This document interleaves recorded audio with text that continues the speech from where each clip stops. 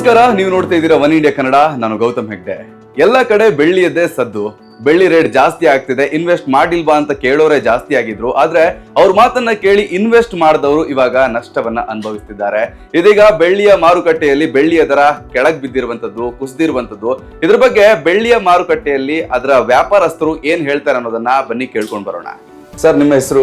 Sir, ನಮ್ಮ ಹೆಸರು ಸುರೇಶ್ ಅಂದ್ಬಿಟ್ಟು, ವೆಂಕಟಾಪುರ ಮೇನ್ ರೋಡಲ್ಲಿ ಇರೋದು, ಪೂರ್ಣಿಮಾ ಜ್ಯುವೆಲ್ರಿ ಅಂತ. ಸುಮಾರು ಒಂದು 30 ವರ್ಷದಿಂದ ಅಂಗಡಿ ನಡೆಸ್ತಾ ಇದ್ದೀವಿ. ಹಾಗೆ ಇವತ್ತಿನ ಬೆಳ್ಳಿ ದರ ಬಂದು 268 ರೂಪಾಯಿ ಇದೆ. ಪ್ಲಸ್ ಬೆಳ್ಳಿ ಒಂದೊಂದು ದಿನದಿಂದ ಒಂದು ದಿನಕ್ಕೆ ಹೆಚ್ಚು ಕಡಿಮೆ ಆಗ್ತಾನೆ ಇದೆ. ಆದ್ದರಿಂದ ಕಸ್ಟಮರು ಬರ್ತಾರೆ, ಬರೀ ರೇಟ್ ಕೇಳ್ಕೊಂಡು ಹೋಗ್ತಾ ಇರ್ತಾರೆ. ಪ್ಲಸ್ ತಗೊಳ್ಳೋರು ಕಮ್ಮಿ, ಒಂದು ರೇಟ್ ಕೇಳ್ಕೊಂಡು ಹೋಗೋರೇ ಜಾಸ್ತಿ. ರೇಟ್ ಕಡಿಮೆ ಇದ್ದಾಗ ಎಷ್ಟು ಜನ ತುಂಬಾ ಜನ ಬಂದು ಆಭರಣ ಪರ್ಚೇಸ್ ಮಾಡ್ತಿದ್ರ, ಹೇಗೆ? ರೇಟ್ ಕಡಿಮೆ ಇದ್ದಾಗ ಜನ ನಾರ್ಮಲ್ ವಾಕ್ ಇನ್ ಕಸ್ಟಮರ್ ಏನಿದೆ ಅದು ನಾರ್ಮಲ್ ಬರ್ತಾನೆ ಇದ್ರು. ಇವಾಗ ರೇಟ್ ಒಂದೇ ಸತಿ ಜಾಸ್ತಿ ಆದಾಗಿಂದ ಜನ ರೇಟ್ ಕೇಳೋದಕ್ಕೆ ಗಾಬರಿ ಆಗ್ಬಿಡ್ತಾ ಇದ್ದಾರೆ.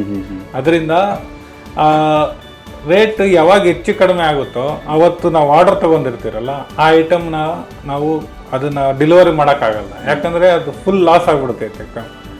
ಲಾಸ್ ಆದಾಗ ಏನು ಮಾಡೋದು, ಅವತ್ತಿನ ರೇಟ್ ಏನಿರುತ್ತೆ ಅವತ್ತೇ ಫುಲ್ ಪೇಮೆಂಟ್ ಮಾಡಿದ್ರೆ ಮಾತ್ರ ನಾವು ಐಟಮ್ ಕೊಡಬಲ್ಲೆ. ಬೇರೆ ನಾರ್ಮಲ್ ಇವಾಗ ಸಿಲ್ವರ್ ಬಂದು 425 ಹೋಗಿತ್ತು, ಇವಾಗ ಬಂದು 269, 268. ಬೆಳಗ್ಗೆ ನೋಡಿದ್ರೆ 238 ಇತ್ತು. ಇವತ್ತಿನ ಬೆಳಗ್ಗೆ 238 ಇದ್ದಾಗ ಇವಾಗ ವಾಪಸ್ ಒಂದು ಕಸ್ಟಮರ್, ಇವಾಗ ನೀವು ನೋಡ್ದಂಗೆ ಒಂದು ಕಸ್ಟಮರ್ ಕಾಲ್ ಚೈನಿಗೆ ಬಂದರು. ಒಂದೊಂದು ನಿಮಿಷ ರೇಟ್ ಹೆಚ್ಚು ಕಡಿಮೆ ಆಗ್ತಾ ಇದೆ. ಅದರಿಂದ ಕಸ್ಟಮರ್ ಬಂದು ಕೇಳ್ಕೊಂಡು ಹೋಗೋದೇ ಆಗಿದೆ. ನಿಮ್ಮ ಪ್ರಕಾರ ಬೆಳ್ಳಿ ಪರ್ಚೇಸ್ ಮಾಡಲಿಕ್ಕೆ ಯಾವ್ದು ಗುಡ್ ಟೈಮ್? ಸರ್, ಬೆಳ್ಳಿ ಪರ್ಚೇಸ್ ಮಾಡೋದಕ್ಕೆ ಇನ್ನೊಂದು 7-8 ಈ ವಾರ ಕಳೆದ್ರೆ ಒಳ್ಳೇದು ಸರ್. ಯಾಕಂದರೆ ಈ ವಾರ ಒಂದು ರೇಟ್ ಕರೆಕ್ಟಾಗಿ ಇರುತ್ತಲ್ಲ, ಆ ರೇಟ್ ಕರೆಕ್ಟಾಗಿದ್ದಾಗ ನಾವು ಹೇಳ್ಬೋದು ಹೌದಪ್ಪ ಇದೇ ರೇಟ್ ಇದೆ ಅಂತ. ಇವಾಗ ಬೆಳಗ್ಗೆ ಒಂದು ರೇಟು, ಸಾಯಂಕಾಲ ಒಂದು ರೇಟ್, ಮಧ್ಯಾಹ್ನ ಒಂದು ರೇಟ್ ಇದ್ರೆ ಅದು ನಾವು ವ್ಯವಹಾರ ಮಾಡೋಕ್ಕೆ ಆಗಲ್ಲ. ಅಂಡ್ ಇವಾಗ ಬೆಳ್ಳಿ ದರ ಸಡನ್ ಆಗಿ ಹೈ ಆಗ್ತಾ ಇರ್ಬೇಕಾದ್ರೆ ಹೆಚ್ಚಿನ ಜನರು ಇನ್ನಷ್ಟು ಹೈ ಆಗುತ್ತೆ, ರೇಟ್ ಹೆಚ್ಚಳ ಆಗುತ್ತೆ ಮಾಡ್ಬಿಟ್ಟೆ ಜನ ಜನ ಖರೀದಿ ಮಾಡಿದ್ದಾರೆ. ಈಗ ಅವ್ರಿಗೆ ಲಾಸ್. ಇವಾಗ ನೀವು 4 ಲಕ್ಷಕ್ಕೆ ತಗೊಂಡಿರ್ತೀರ, ಮಾರ್ಕೆಟ್ ಅಲ್ಲಿ 260 ಸಿಗ್ತಾ ಇದೆ. ಇವಾಗ 260 ಸಿಗ್ತಾ ಇರ್ಬೇಕಾದ್ರೆ ನೀವು 4 ಲಕ್ಷಕ್ಕೆ ಏನ್ ಮಾಡ್ತೀರಾ? ಅದು 1,40,000 ಲಾಸ್ ಅದು. ಅದರಿಂದ ಹೇಗೆ ಅವ್ರು ರಿಕವರಿ ಮಾಡಬಹುದು? ರಿಕವರಿ ಅಂದ್ರೆ ಏನು ಮಾಡಕ್ಕಾಗಲ್ಲ, ಹೋಗಿದ್ದು ಹೋಯ್ತಷ್ಟೇ. ಅಂಡ್ ಈಗ ದೇವರ ಪಾತ್ರೆ, ಕೆಲವು ದೇವ್ರಿಗೆ ಬೇಕಾಗಿರುವಂತಹ ಬೆಳ್ಳಿ ಐಟಮ್ಗಳೆಲ್ಲ ಎಷ್ಟು ರೇಟಿಗೆ ಸಿಗ್ತಾ ಇದೆ? ಸೇಮ್ ಏನಿದೆ ಅದು 925 ಸಿಲ್ವರ್ ಪ್ಯೂರಿಟಿ ಬರುತ್ತೆ. ಪ್ಲಸ್ ನಿಮ್ಗೆ ಯಾವ ತರ ಬೇಕು ಆ ದೇವ್ರ ಪಾತ್ರೆಗಳು ಏನ್ ಸಾಮಾನು ಬೇಕು ಅದೆಲ್ಲ ಕ್ಲೀನ್ ಆಗಿ ಸಿಗುತ್ತೆ. ಅದು ನಿಮ್ ಜೊತೆ ಈಗ ಬೆಳ್ಳಿಗೆ ಒಂದು 180 ರೂಪಾಯಿ ಇದ್ದಾಗ ಕೆಲವರು ಬುಕ್ ಮಾಡಿರ್ತಾರೆ ಈ ಬೆಳ್ಳಿ ಪಾತ್ರೆ ಬೇಕು ಅಂತ.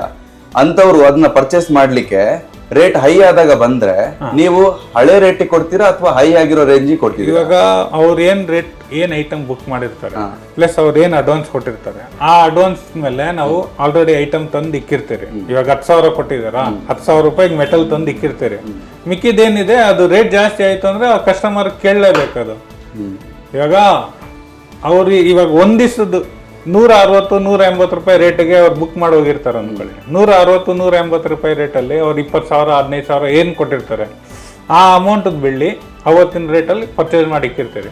ಮಿಕ್ಕಿದ್ದು ಒಂದು 2 ದಿನ 3 ದಿನ ಬಂದರೆ ಅದೇ ರೇಟಲ್ಲಿ ಕೊಡಲೇಬೇಕು ನಾವು. ಅವರು 1 ತಿಂಗಳು ಬಿಟ್ಟು 1.5 ತಿಂಗಳು ಬಿಟ್ಟು ಬಂದು ನನಗೆ ಅದೇ ರೇಟ್ ಹಾಕ್ಕೊಡು ಅಂದರೆ ಆ ರೇಟಲ್ಲಿ ಕೊಡೋಕ್ಕಾಗಲ್ಲ ನಾವು. ನಿಮ್ಮ ಪ್ರಕಾರ ಇನ್ನು ಮುಂದಿನ ದಿನಗಳಲ್ಲಿ ಬೆಳ್ಳಿ ದರ ಹೆಚ್ಚಾಗ್ಬೋದಾ ಅಥವಾ ಕಡಿಮೆ ಆಗ್ಬೋದಾ? ಇನ್ನೂ ಕಡಿಮೆ ಆಗ್ಬೋದಾ?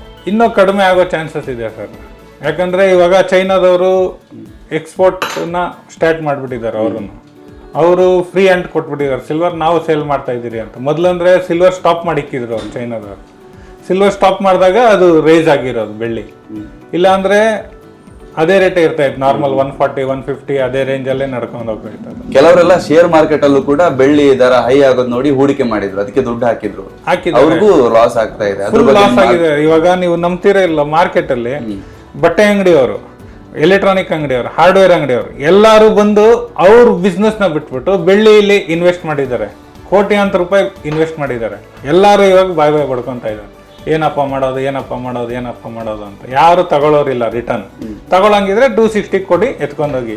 ನೀವೊಬ್ರು ಬೆಳ್ಳಿ ವ್ಯಾಪಾರಿಯಾಗಿ ರೇಟ್ ಹೈ ಆದಾಗ ನಿಮ್ಮ ಫಸ್ಟ್ ರಿಯಾಕ್ಷನ್ ಹೇಗಿತ್ತು? ಅಂದ್ರೆ ಹೈ ಆಗ್ತಿದೆ, ಜನರು ಬರ್ತಾರೆ ಇಲ್ವೋ ಅಂತ. ಜನರು ಬರೋದು ಪ್ರಶ್ನೆ ಅಲ್ಲ. ಇವಾಗ ನಾವು ಆಲ್ರೆಡಿ ಐಟಮ್ ತಂದಿರ್ತೀರಲ್ಲ, ಆ ಐಟಮ್ ನಾವು ಮಾರ್ಕೆಟ್ ಅಲ್ಲಿ ಕ್ರೆಡಿಟ್ ಲೈನ್ ಅಲ್ಲಿ ತಂದಿರ್ತೀರಿ. ನಮ್ಗೆ ಹಂಗ್ ಕೊಡಲ್ಲ, ಇವತ್ತಿನ ರೇಟ್ ಅಲ್ಲಿ ಕೊಡಲ್ಲ. ನಮ್ಗೆ ಏನ್ ರೇಟ್ ಇರುತ್ತೆ ಇವತ್ತು ನಾವು ಈ ಬಿಲ್ ನ ಯಾವಾಗ ಸೆಟಲ್ ಮಾಡ್ತೀರಿ, ಸೆಟಲ್ ಮಾಡೋ ಟೈಮಲ್ಲಿ ಮಾತ್ರ ನಮ್ಗೆ ಅವತ್ತಿನ ರೇಟ್ ಹಾಕ್ತಾರೆ. ಇವತ್ತು 100 ಗ್ರಾಮ್ ತಂದಿದ್ದೀರಿ, 100 ಗ್ರಾಮ್ ತಂದ್ಬಿಟ್ಟಿರ್ತೀರಿ ಮಾರ್ಕೆಟ್ ಇಂದ. 100 ಗ್ರಾಮ್ ನಮ್ಗೆ ಇವತ್ತಿನ ರೇಟಲ್ಲಿ ಹಾಕಲ್ಲ, ನೀವು ಯಾವತ್ತು ಸೇಲ್ ಮಾಡ್ತೀರಾ ಆ ರೇಟಲ್ಲಿ ಮಾತ್ರ ನಮ್ಗೆ ಹಾಕೋದು. ಆದ್ರಿಂದ ಇವಾಗ 200 ರೂಪಾಯಿ ತಂದಿರ್ತೀರಿ ಅನ್ಕೊಳ್ಳಿ, ಇವತ್ತು 300 ರೂಪಾಯಿ ಇದೆ, ಇವತ್ತು 300 ರೂಪಾಯಲ್ಲಿ ಸೇಲ್ ಮಾಡಿರ್ತೀರಿ, ಮಾರ್ಕೆಟಲ್ಲಿ 300 ರೂಪಾಯಿಗೆ ಕೊಡ್ಬೇಕು ನಾವು. ಹಂಗೆ. ಸೊ ನಿಮ್ಗೆ ಏನಾದ್ರು ಲಾಸ್ ಆಗಿದ್ಯಾ ಚಿನ್ನದ? ಲಾಸ್ ಅಂದ್ರೆ ನಾವು ನಮ್ಮ ಪುಣ್ಯಕ್ಕೆ ನಾವು ಆರ್ಡರ್ ತಗೊಂಡಿಲ್ಲ. ಯಾವ್ದನ್ನು ಆರ್ಡರ್ ತಗೊಂಡಿರೋದು ಬೇಜಾನ್ ಜನ ಲಾಸ್ ಆಗಿದ್ದಾರೆ. ಈಗ 1 ಗ್ರಾಮ್ 3,000 ಸಾವಿರ ರೂಪಾಯಿ ಲಾಸ್ ಆಗಿದೆ ಚಿನ್ನದಲ್ಲಿ. ಬೆಳ್ಳಿದಲ್ಲಿ 150 ರೂಪಾಯಿ 140 ರೂಪಾಯಿ ಅಂದ್ರೆ ಹೆವಿ. ಅದರಿಂದ ನಾವು ಬೆಳ್ಳಿಲಿ ಯಾವ್ದು ಆರ್ಡರ್ ತಗೊಂಡಿಲ್ಲ. ನೋಡಿದ್ರಲ್ಲ, ಇದು ಬೆಳ್ಳಿಯ ಇವತ್ತಿನ ಅವಸ್ಥೆ. ಬೆಳ್ಳಿಯನ್ನ ಪರ್ಚೇಸ್ ಮಾಡಿದವರು ಈಗ ಸದ್ಯ ನಷ್ಟದಲ್ಲಿ ಇದ್ದಾರೆ ಅಂತ ಹೇಳಿದ್ರು ಕೂಡ ತಪ್ಪಾಗ್ಲಿಕ್ಕಿಲ್ಲ. ಅಂಡ್ ಅದೇ ಬೆಳ್ಳಿಯನ್ನ ಪರ್ಚೇಸ್ ಮಾಡೋ ಮುಂಚೆ ಬೆಳ್ಳಿಯ ಹೈಪ್ ಇದೆ ಅಂತ ಆದಾಗ ಅರ್ಜೆಂಟ್ ಮಾಡಿ ಯಾವುದೇ ಒಂದು ಕೆಲಸವನ್ನ ನಾವು ಮಾಡ್ತೀವಿ ಅಂತ ಆದ್ರೆ ಅದರಿಂದ ನಮಗೆ ನಷ್ಟ ಇದೆ ಅನ್ನೋದಕ್ಕೆ ಇದು ಕೂಡ ಒಂದು ಸಾಕ್ಷಿಯಾಗಿದೆ. ಇನ್ನು ಮುಂದೆ ನೀವು ಬೆಳ್ಳಿ ಅಥವಾ ಚಿನ್ನದ ಬಗ್ಗೆ ಇನ್ವೆಸ್ಟ್ ಮಾಡ್ತೀರಿ ಅಂತ ಆದ್ರೆ ಅದನ್ನ ತಿಳಿದವ್ರ ಬಗ್ಗೆ, ಅದರಲ್ಲಿ ಕೆಲವೊಂದು ಮಾಹಿತಿಗಳನ್ನ ತಿಳಿದುಕೊಂಡು ನೀವು ಇನ್ವೆಸ್ಟ್ ಮಾಡೋದಕ್ಕೆ ಮುಂದಾಗಿ ಅಂತ ಹೇಳ್ತಾ, ಇನ್ನಷ್ಟು ಇಂತಹ ಉತ್ತಮವಾದ ವಿಡಿಯೋಗಳನ್ನ ನಿಮ್ಮ ಜೊತೆ ಹಂಚ್ಕೊಳ್ತೀವಿ. ನೋಡ್ತಾ ಇರಿ ಒನ್ ಇಂಡಿಯಾ ಕನ್ನಡ. ನಾನು ಗೌತಮ್ ಹೆಗ್ಡೆ.